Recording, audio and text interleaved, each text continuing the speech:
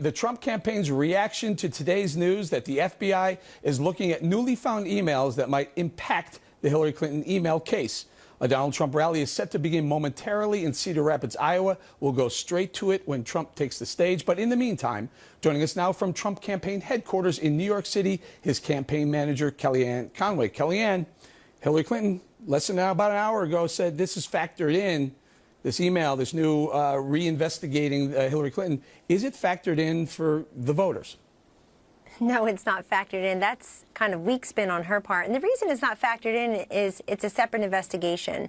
And it also presumes that people in her orbit did not turn over every device they were asked to turn over. So maybe there are one or two still out there. It's reported today that it'd be a device with Huma Abedin, one she shared with her husband, Anthony Weiner, who's under investigation for sexting, as you know.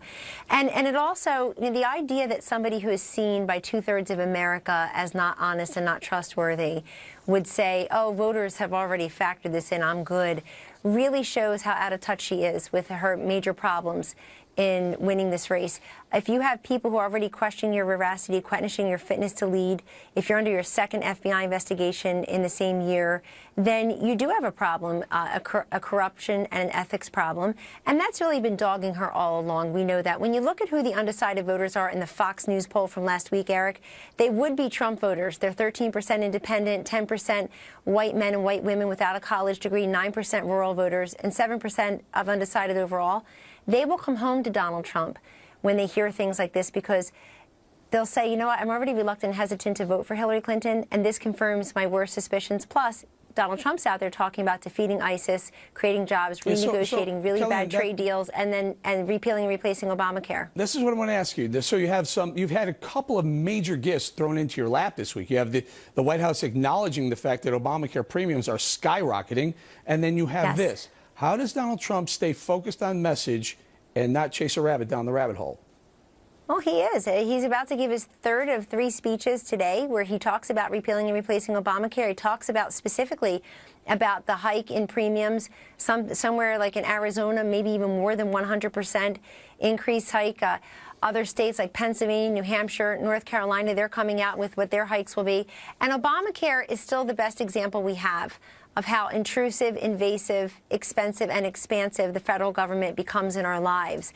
And he's out there talking about that. He's out there talking about creating 25 million jobs over 10 years, unleashing energy independence, reducing taxes across the board, including for middle-class families, elder care, child care tax credits. I mean, this guy has many different policy plans if people actually want to go and read them. And you've got Hillary Clinton playing defense with 11 days to go.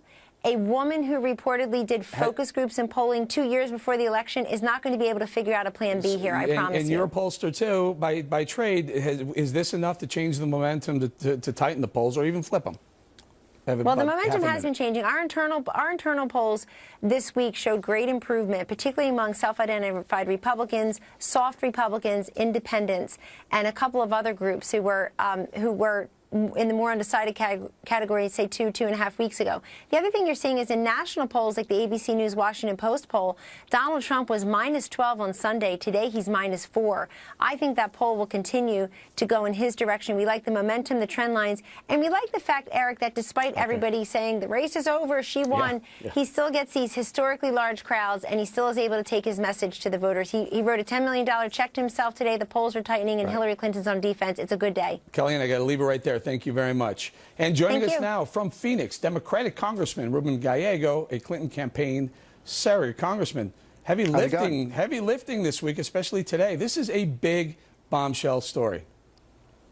Well, we're excited here in Arizona. We will be seeing Secretary Clinton this coming Wednesday. We're a swing state this year because of the historic, horrible candidacy of Donald Trump and the good candidacy of Secretary Clinton. So we feel good here in Arizona. Okay, so Hillary Clinton came to the microphone about an hour ago and said this new email investigation is factored in.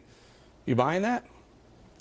We certainly think so. Here in Arizona, we've been hitting the doors, talking to thousands and thousands of citizens. And what we are hearing is they're focused on the issues, and the issues that matter to them are not email issues. They're the everyday bread and butter. Who's going to get me a job? Who's going to help my kids go to college? And for that reason, right now, Secretary Clinton is winning in Arizona, a traditional red state. Yeah, but don't you think it actually, this new investigation, don't you think that goes to her character, her decision making? I mean, she's kept Uma Abedin very close, knowing for the better part of the last 3 years, Anthony Weiner, Carlos Danger, has been, playing around with emails, getting in trouble.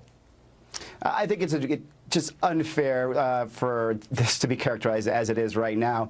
This email was not on her server. The director has been a little vague about that, and he should come out and actually clarify this even more. But this whole issue has been exploited by the Republican Party as well as the Trump campaign. What are you suggesting with FBI Director Comey? What do you think his motives are? Oh, I don't think he has any nefarious motives, but I do think that it is incumbent upon him, since people are very confused, to come out and explain exactly what he means. The letter was too vague, and that's why it's been exploited by the Trump campaign and by a couple of the Republican members of Congress that got this. He put this to sleep. He recommended no indictment, no further investigation by the DOJ months ago, and now for him to go to take the very, very massive step of saying, let's start re-examining some of these. We found new information. There's got to be some there, doesn't there? Well, it's incumbent upon him not to just stay silent and actually explain himself. And this is why the Hillary campaign has been very clear that they want him to explain more and fully release all the information as fast as possible. But he said new evidence. They have nothing to hide. They have nothing to hide. New evidence pertaining to Hillary Clinton's email. We already knew they had an investigation into Anthony Weiner and his sexting with an alleged underage woman. It's incumbent upon him to actually explain more fully what's going on. Are you sure you want that? And the Secretary Clinton has been very clear. He may be doing you a favor by waiting until there's only 11 days left. Secretary Clinton has been very clear that she has nothing to lose here. She has nothing to hide. And we know when this is fully put out into light that it would be, again, another twist down the rabbit hole that Trump, the Republicans, are going on, because they historically have the worst candidate in history of presidential candidates right now running and losing, mind you. Well, that may be the case, at least for as far as the Real Clear Politics average is, but they had been tightening, and then 2 days ago you have this new Obamacare, massive increase in Obamacare rates across the country, and now you have this momentum maybe turning in the other direction at really the worst time, no? No, I sincerely doubt that. When Donald Trump has to come to Arizona with about 9 days left to the election, a state that has voted traditionally Republican for the last 20 years, he's in trouble. His pathway to victory is slim to non-existent, and we know that as the Democratic Party and with Secretary Clinton that we're surging. So, he's going to latch on to this last bit of just lies and slander, but it's not going to do him any good. He is the worst candidate, and he's a very dangerous candidate. Well, and you were dodging the questions very nicely. This is a no-spin zone. Good to see you, Eric. Thank you again for having me. Congressman, thank you very much. Up next, if today's email investigation news wasn't bad enough for Hillary Clinton, new problems around the Clinton Foundation may be creating the perfect storm of trouble for her campaign. Right back with that.